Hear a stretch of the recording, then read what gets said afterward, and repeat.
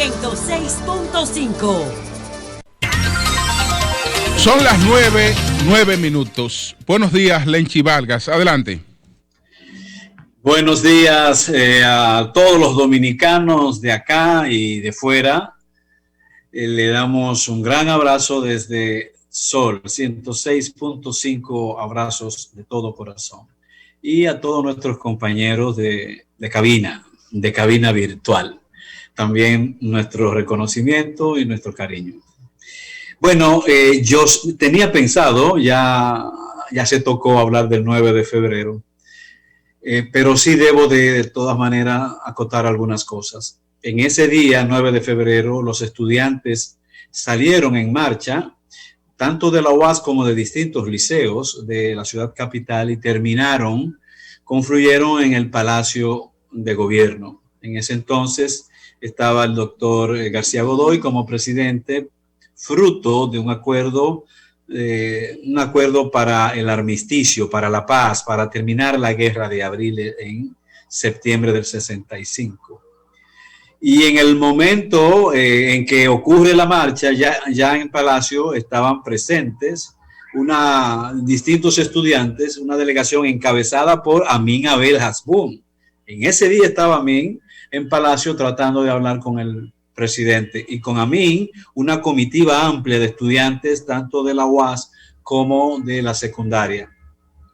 Terminado ese esfuerzo, de repente viene el ametrallamiento del cual se habló, y finalmente, como ya dijo Manuel González Manegonte, pues murieron en el acto 4 estudiantes, decenas fueron heridos. Ese mismo día hubo protestas en las calles y murieron 4 más. Es decir, que ese día, 4 más fuera de ese incidente. Ese día murieron 8, efectivamente. Y luego vino una huelga nacional al día siguiente, convocada por distintos sectores sindicales, sociales y políticos del país, que trajo como consecuencia una veintena de muertos, y 7 militares extranjeros de la fuerza que estaban ocupando murieron. Y ahí viene, esa marcha era demandando que el gobierno pagara a la UAS, que el gobierno le diera los fondos a la UAS, que lo tenía retenido, y que el gobierno reconociera la dirección de entonces de la UAS. Al mismo tiempo, esa marcha era demandando la salida inmediata de las tropas norteamericanas de la OEA, pero en el fondo era norteamericano, dirigido por norteamericanos que ocupaban República Dominicana todavía, estaban interviniendo militarmente al país todavía. Ocupación que se mantuvo hasta después de las elecciones de ese mismo año, donde resultó electo Joaquín Balaguer Ricardo, y de donde nacen los 12 años de gobierno de Balaguer. Nuestro homenaje a esos mártires juveniles, a esos mártires estudiantiles. Una de ellas, de las más conocidas, ya la mencionamos, Amelia Ricard, hay muchas calles que llevan su nombre, y ahí está también la escuela de la UAS, el Liceo de Educación Básica y Secundaria de la UAS, que se llama Amelia Ricard Calventi.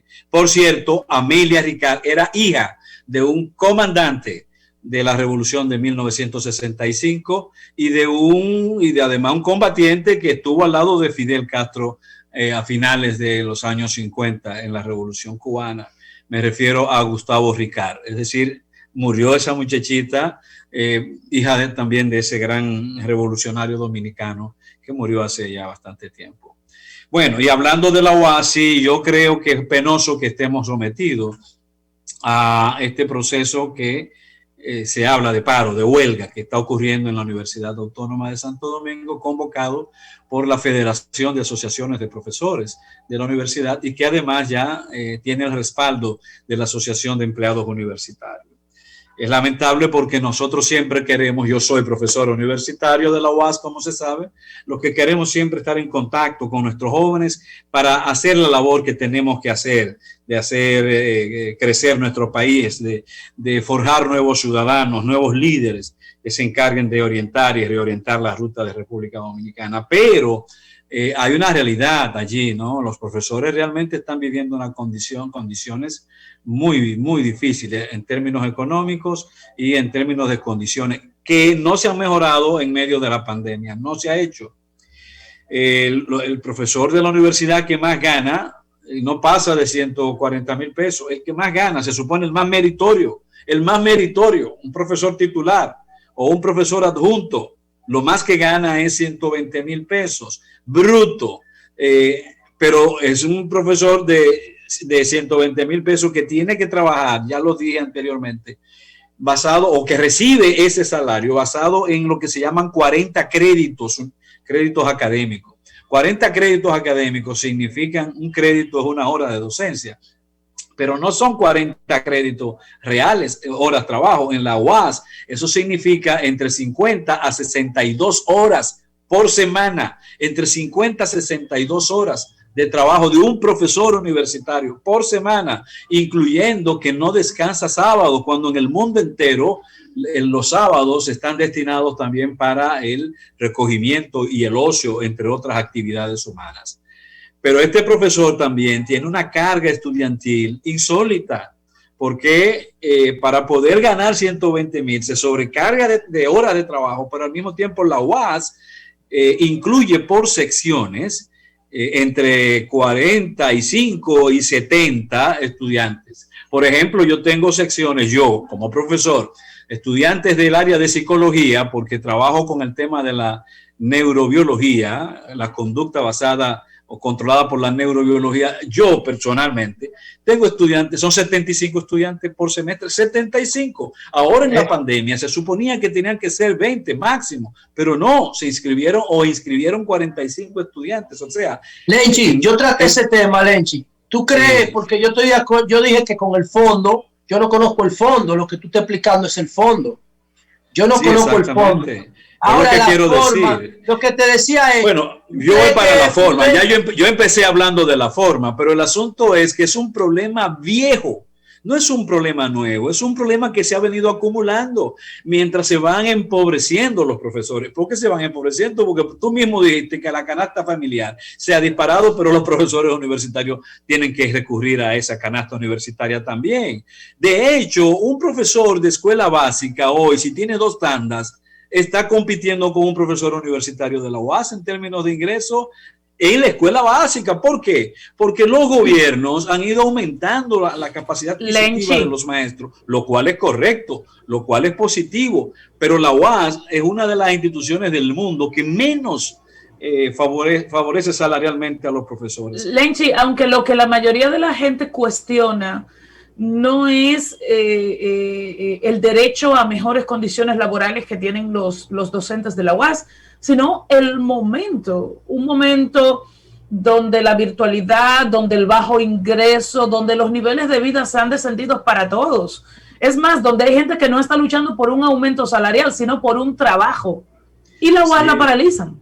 Eso es cierto. Pero los profesores también tienen su propia realidad, como la tienen los policías, como la tienen los médicos que han recibido positivamente, correctamente, estímulos en su salario. Pero también en medio de esa realidad nosotros vemos que hay áreas del Estado en donde se aumentan salarios hoy en día. Áreas del Estado donde también hay un flujo inmenso de nombramiento de personas y donde hay aumentos salariales en distintas áreas del Estado. Entonces, estos profesores es real que se han empobrecido y es real que trabajan en condiciones difíciles. Por ejemplo, el trabajo en la casa, el teletrabajo, como se dice, o la educación virtual a la que se vio obligado el 100% del profesorado, trajo consigo también nuevas presiones no solamente económicas, porque el profesor tiene que hacer muchísimos gastos más, pero con el mismo salario, y sino también presiones porque cambian las condiciones de la familia.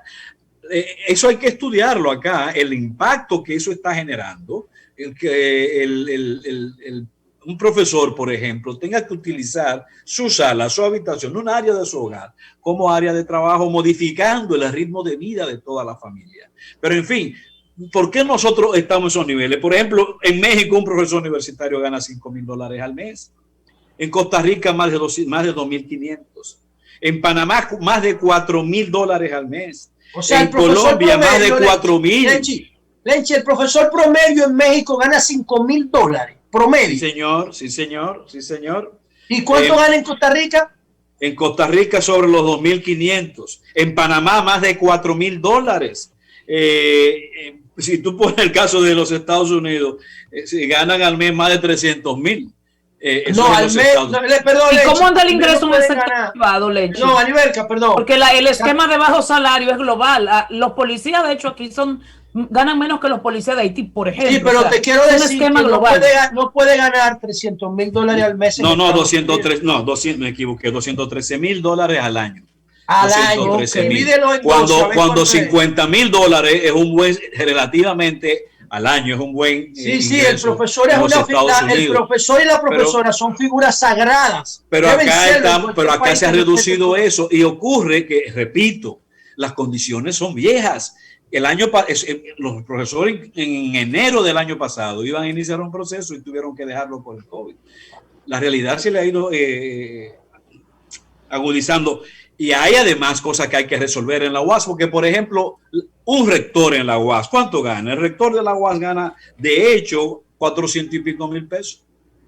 Pero, o sea, en términos nominales, pero son realmente más de $500,000. Un rector. Mientras que el mejor profesor de la universidad, según sus méritos, el mejor no anda ni por 150. Un vicerrector que anda por 360,000 pesos nominales. Entonces, hay grandes diferencias también que hay que resolver en la misma universidad en ese sentido. Bueno, yo quería referirme también al tema de la orientación que tiene que haber en el país sobre el tema del control de COVID, atención al COVID, pero lo dejaré para el jueves, porque sí creo que aquí hay que pensar en nuevas alternativas. Julio.